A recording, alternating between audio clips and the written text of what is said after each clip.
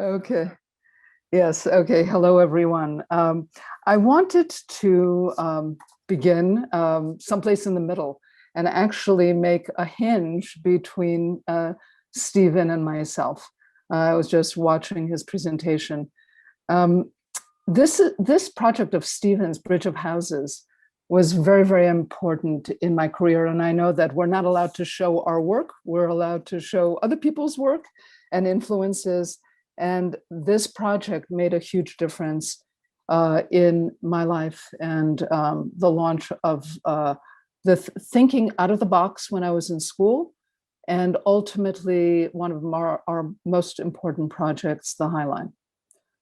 So I'm going to advance here and say that I never really wanted to be an architect.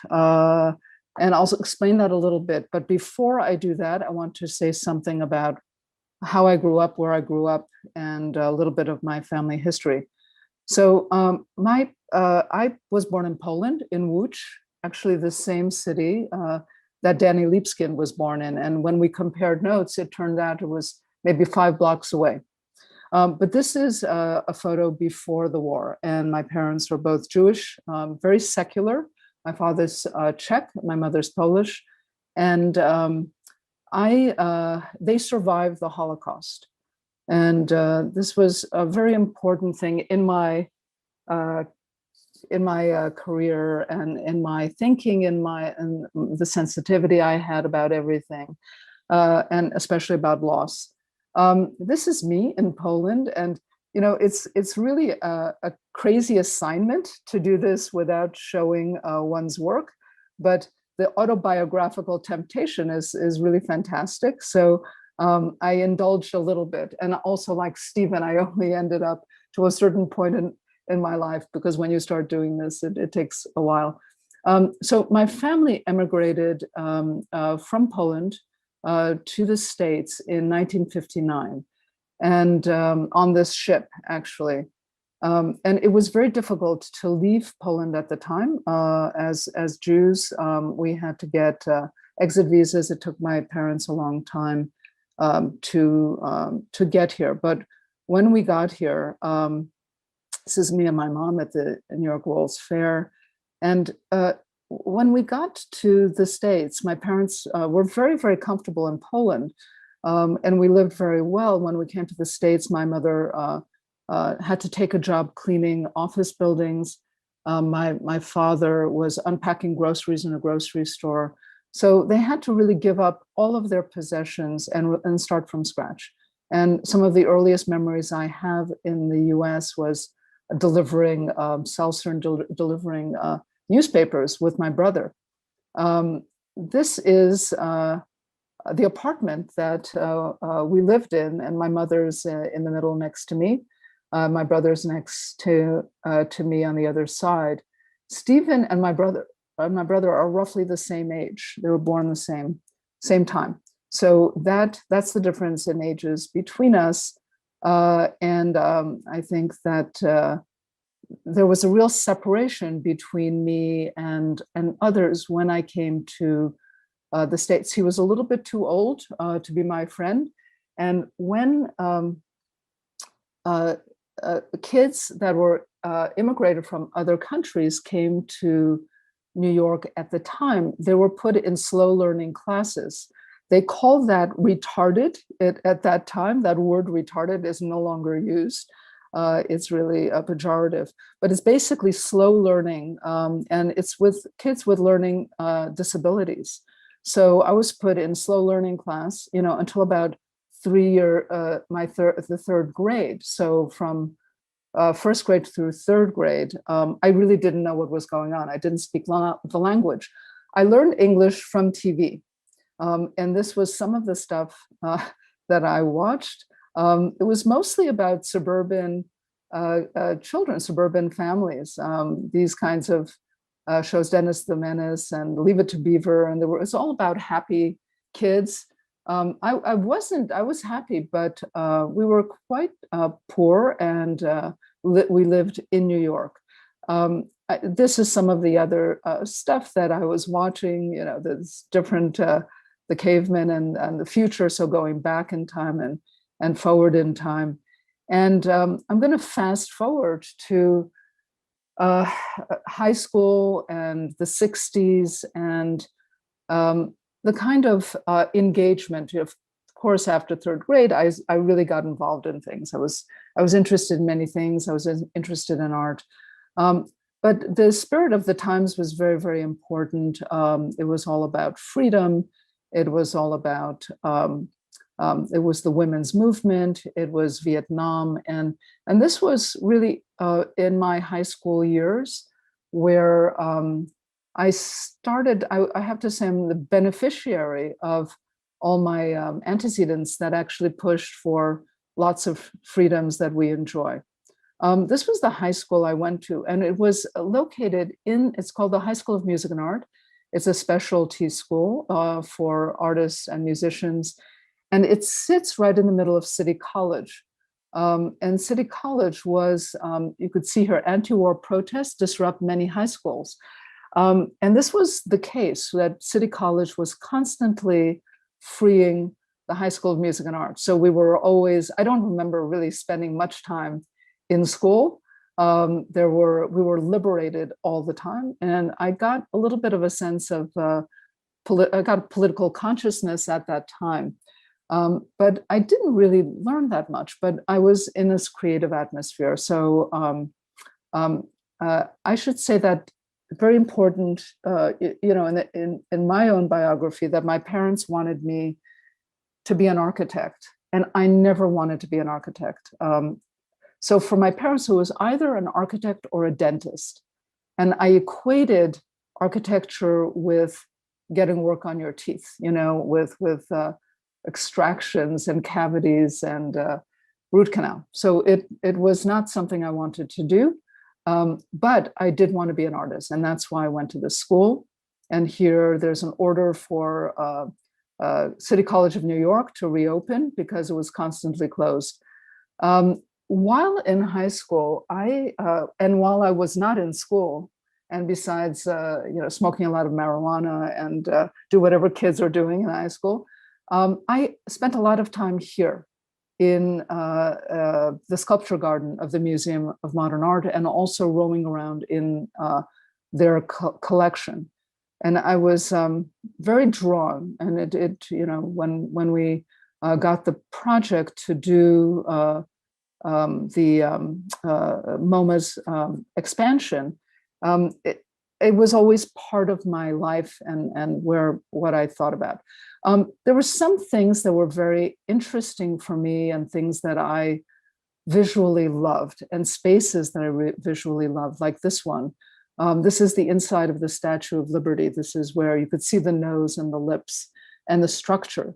And here you could see the folds and the drapery of the dress. And I started to have this sort of three-dimensional consciousness because as I was interested in art, and this is Cooper Union, where I studied in the art school, I was extremely interested in becoming a filmmaker, a photographer and filmmaker at the time. I was interested in two dimensions with time, not space. And I always felt that architecture was morally corrupt and intellectually bankrupt. And so when I went to Cooper Union, I studied, oh, this is one thing I wanted to show. This is at the very top of the screen is where I went to elementary school at Upper Manhattan, then junior high school, down a bit, and then high school right at 135th Street, and then college down at the bottom. And for some reason, I don't really know what this means, but it was a Southern trajectory for me after arriving in the US.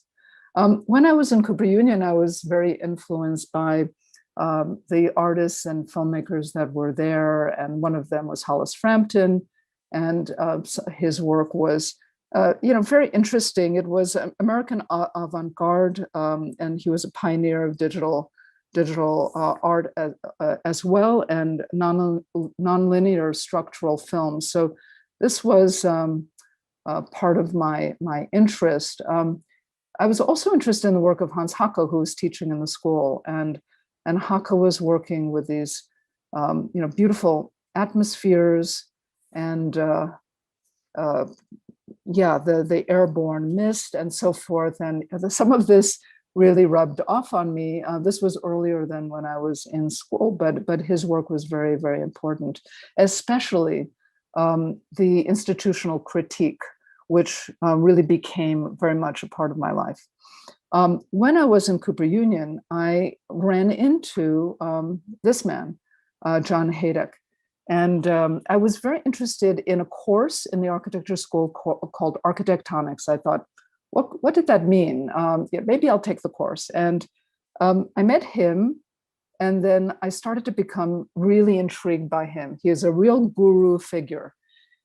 His early work was very formal here, based on Mondrian, and his work changed over time. This is the studio at Cooper Union, and it was just a big loft space, very open, and the shop facilities that were, I made a lot of things. What was important about that education was there were things that were censored and things that were okay. So Corbusier was okay, but Venturi was censored. And I had to read Complexity and Contradiction. I had to leave it in a drawer under my desk and not let anybody see that I was reading it. But Alto was okay. Mies was not so okay. Frank Lloyd Wright was not okay. And other architects, forget it, not very okay. This was a time when I was in school where CBGB's was really sort of the downtown scene was really big, and alternative way of life. There was a lot of drugs at the time, a lot of music, and alternative practices and everything. I became interested in certain artists. So while I was in architecture school, I was actually more drawn to people like Gordon Matta Clark and his work. And his form of disobedience was truly interesting because he rejected the market. He rejected typical exhibitions in galleries, and it was part of the institutional critique. And it also exposed me to a sort of a different conflation between drawing and three-dimensional space. 2D and 3D started to come together, and this was very interesting. There was a point where he was also blowing out windows. And this brings me to this coincidence when I was in school at Cooper Union, where I was also attending the Institute for Architecture and Urban Studies. And this was a place for architectural exchange. You could see Peter Eisenman in the left and Tony Vidler in the upper right, and other luminaries throughout. There was also an interesting coincidence because Gordon Matta Clark was invited to have an exhibition at the Institute, which was on 40th Street. And he ended up doing a project like this. He blew out the windows of the Institute instead of doing the show as he was, as it was discussed. Andrew McNair comes up three times now in this discussion. And he was the curator of the exhibition. And Gordon Matta Clark put these photographs of these various blowout windows in the windows that he blew open at the Institute. And that really affected me. There were other artists that were very important in this sort of discovery of space and 2 dimensions and 3 dimensions. Trisha Brown and sort of these gravity inverting projects were very, very important to me. Vito Acconci comes up again as well. This following project that I love, the mapping of following people throughout town. And this was performance art, really the beginning of performance art, and something that really inspired me heavily.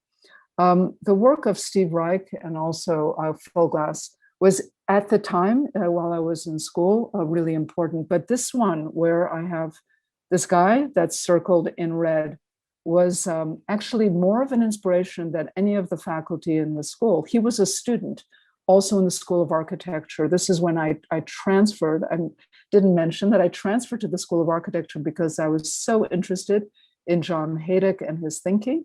But one of my classmates was this guy, Steve Chambers, and he was one of the musicians of at Steve Reich. And he exposed me to a lot of the stuff that was going on downtown. This is John Haydock in his later years and his later work. So it started off very formal. It ended very narrative. And there were many people that needed to see psychiatrists and psychologists after being at Cooper. I didn't. I felt very secure, and but I knew how much of John Haydock to take and not to take. It was at Cooper Union that I met Rick Scofidio, who became my partner. He was my teacher first, then he became my husband and my partner in practice. And then came Charles Renfro, and then came Ben Gilmartin and our office in New York, and that's what it looks like today. Alvin Boyarsky was very much in my consciousness at that time. Just when I left school, Alvin was running the AA, and it exposed me to another side of the world. It was my first public lecture that I did there with a glass of vodka that he gave me because I was so nervous. At this time, I'm just going to show you some things that inspired me. I'm not sure where I am on time, but I was interested in things that were really too big and things that were too small. This Tempietto, when I was in Rome at the American Academy of Rome, I discovered this little Tempietto, which I thought was so interesting. And it made me realize that, you know, in photographs, buildings look very different than in real life. And I started to become very interested in scale. I became really interested in sort of satire, but also in glass. And Jacques Tati and Playtime was my favorite film of all time. It continues to be my favorite film. And but it gave me a consciousness about glass and about the optimism of glass, and then about voyeurism and paranoia with glass. This is a film of Atomy Goyen, which is called Family Viewing. It's one of the earliest films that I remember. We became good friends afterwards, but this was all about surveillance, family surveillance. And film was always very, very important to me. David Lynch, the banality and the scariness of banality and the everyday was always very important. This is from Blue Velvet.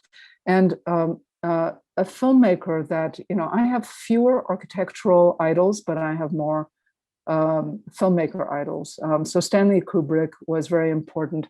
I love the way he thought. I love his indexical way of doing things. This is his research on hats for Clockwork Orange.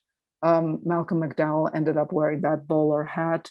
But all of his work, this is from The Shining, the very creepiness of twinning, which became an obsession for me, twins of all sorts. I couldn't leave that. So this was also about twinning. This is from Peter Greenaway, and was another filmmaker that I watched a lot, with also indexical structures. Like these are a film about windows where people died, people jumped out of windows, or people fell out of windows.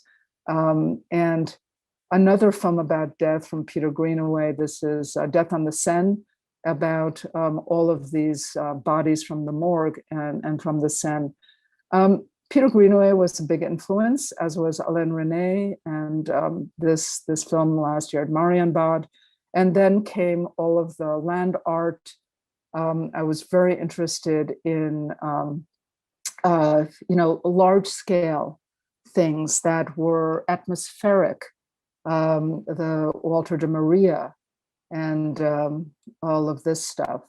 And Fujiko no Kaya and the expo in Osaka was also very inspirational. This is where I really got into atmospheres, and the Blur building really was a direct descendant from this interest in atmospheres and large environmental projects. And this is also an interesting intersection with Hubert Damisch, who was very consequential in my thinking and reading about perspective and about painting and about two-dimensional, three-dimensional space and sort of this non-dimensional space. I was also interested in performance. Worcester Group, who we ended up doing work with. This is some of the work of Worcester Group. That's Willem Dafoe, a young Willem Dafoe before he became a movie star. And I was also interested in nomadics and farm and archogram and the work of Banham. And then these two guys with cigars. And for two reasons, I don't know how close I am to running out of time, but I wanted to say something about both of them. Duchamp, for many reasons, and Cedric Price. So Duchamp, I studied this piece for many years, and I ended up working with Rick doing a project on this. But what I loved about this painting, it was a painting and a sculpture, but it was also a book. And so he was working on parallel tracks with writing and illustration and a manual for how to make that painting that lasted many years, 10 years or so, and the visual. And he invented tools, like this was French curve that he derived from a chance operations of dropping a meter-long string from a meter in the air. And so this became a tool, which became a painting, which then became part of the large glass. He collected dust also. And that was a photo of Man Ray, Duchamp's large glass and collecting dust.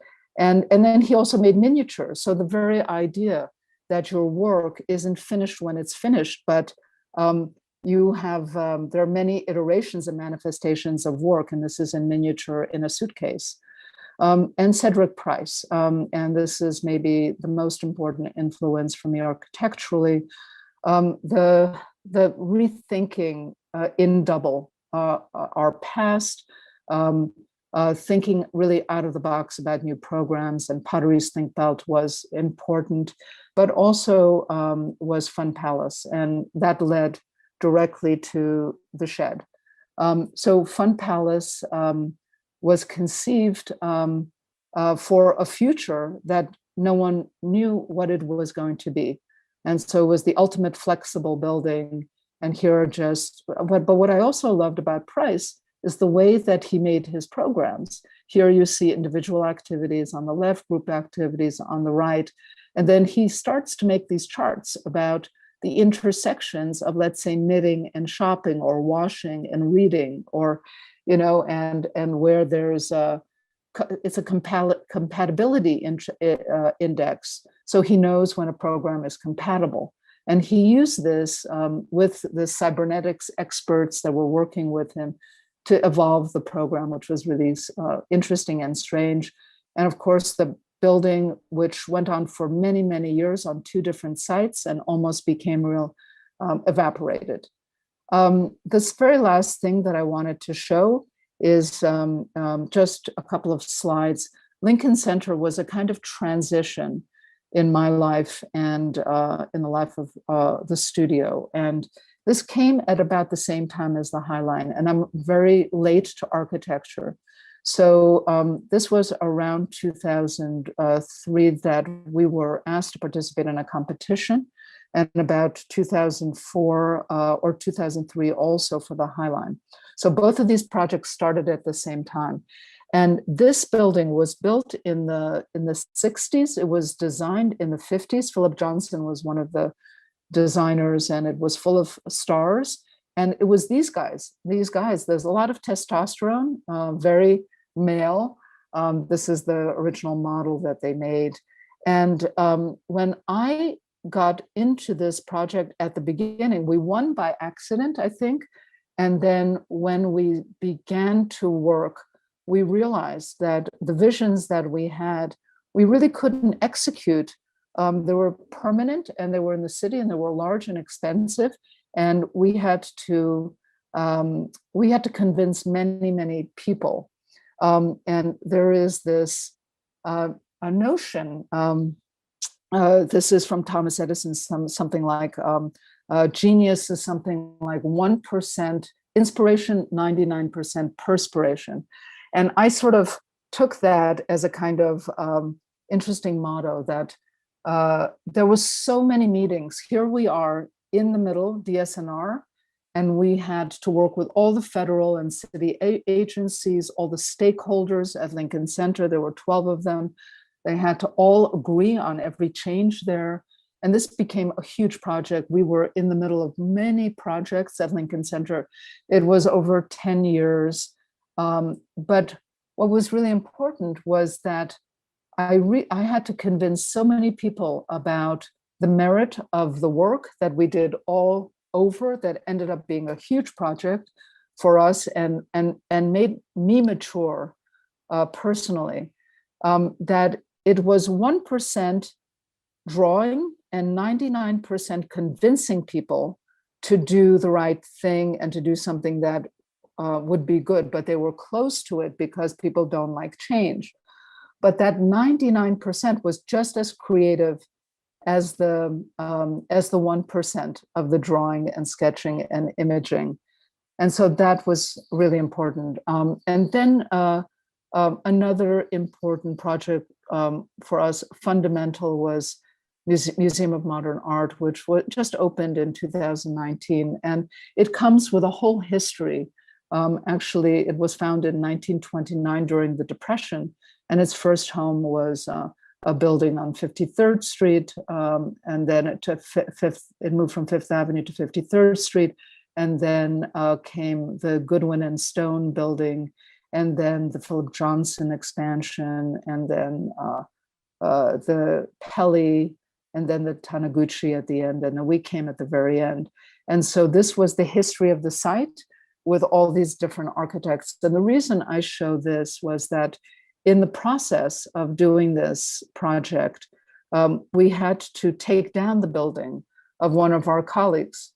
Okay, one of our colleagues, Todd Williams and Billy Chen, and we got a lot of heat internationally for this. We were very universally hated for having to take this down. It was one of the low points of my life, but I realized that it wasn't our decision really, it was to make the museum functional. And so, but that was very, very important life lesson for me. And the very last thing was the Shed, very, very important project. That was it was a response to an RFP that was put out by the city. And we put forward without a client an institution, very much like Cedric Price, an institution and a building connected to each other from scratch, and worked on it before there was a client for 6 years until it became real. And that is it. Thank you, Liz, for the presentation. It's fascinating to be able to know more about you from a different perspective and know about your influences.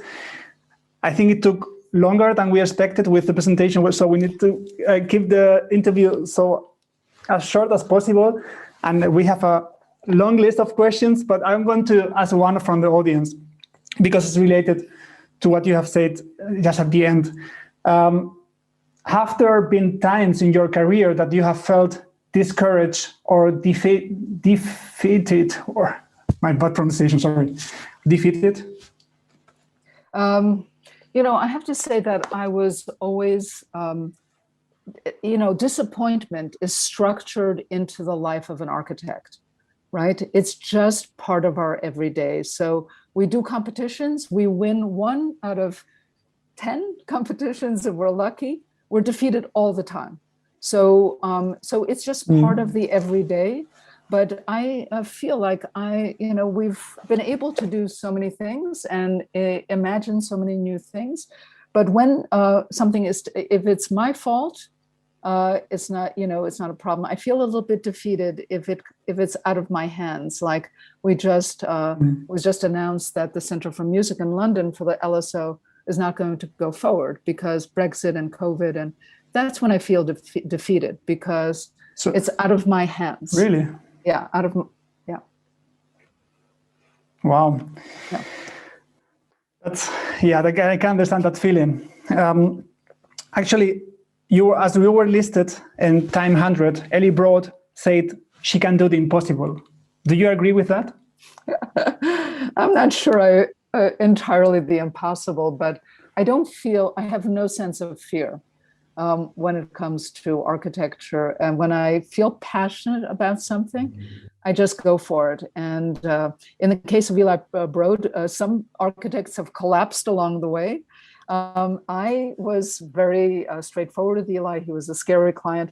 And I just pushed for what I thought was going to be right. And it's the same thing with all of our projects, like the shed, for example, just did it, you know, and it would come out if, and I sort of feel like it's very important to do things that you're totally unqualified to do because you're most passionate about those things and you're too naive to know that it could be a problem, you know, and so you push. It might help. Yeah. What would you advise other architects to do in order to turn visions into projects?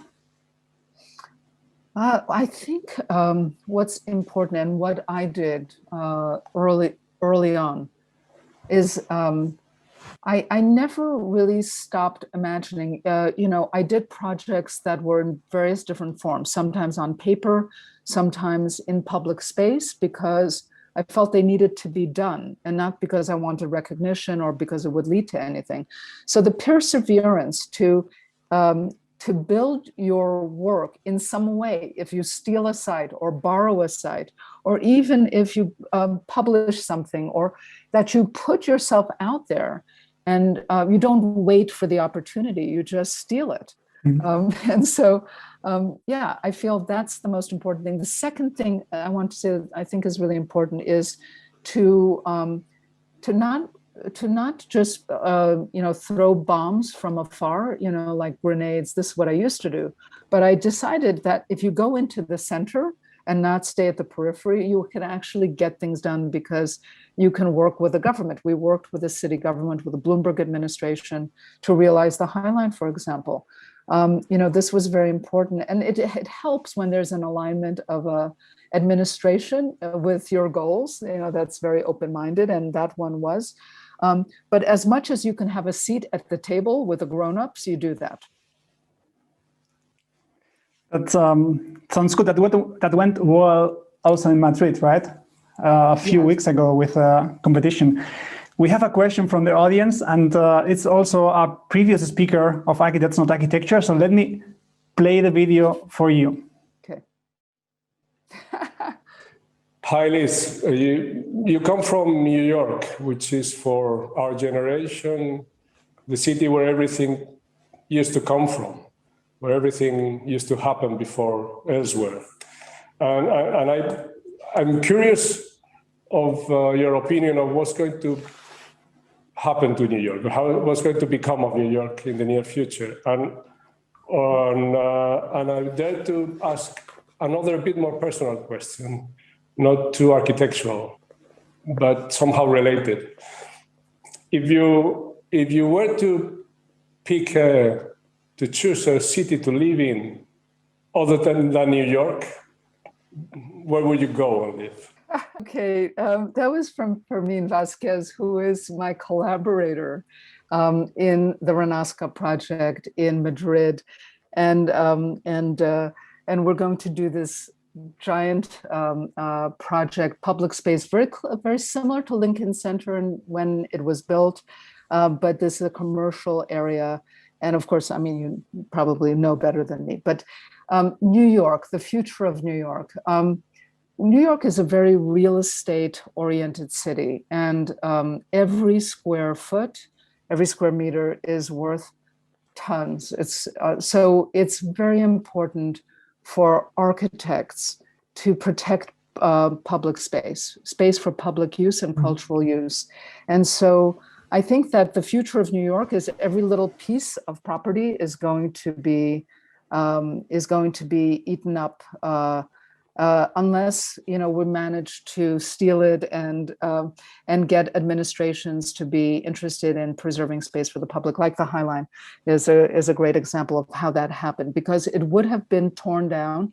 The previous mayor, under pressure from developers, signed a court order to demolish it. And it was saved at the last minute with a change of mayors. So this is this is very important because, you know, New York is very difficult. In terms of where I would want to live, I love Los Angeles. The Broad was in Los Angeles, and I understood a different side of Los Angeles than Rayner Banham, which was my first introduction. But it's very perverse. It's a very perverse city. But it's one that wants to be more of a city. But my second city, I think, would be London. And London. yes, yeah, because I feel very connected to London. And even though, you know, there are many cities I spend time in, London somehow has maybe it's because of the history of the AA and my connection to academia, which is still there, I should mention, just like Stephen. I've not ever not taught. So since I graduated, I started teaching in just about a year or two after graduating. And now I'm teaching at Princeton on the full-time faculty. But this is very much part of my life. But yeah, so I think there's some LA or London, right? Yeah, LA Liz, and London. do you mind if we get Stephen in this conversation, because I think this question is also an interesting question for him as well. So, Stephen, what do you think is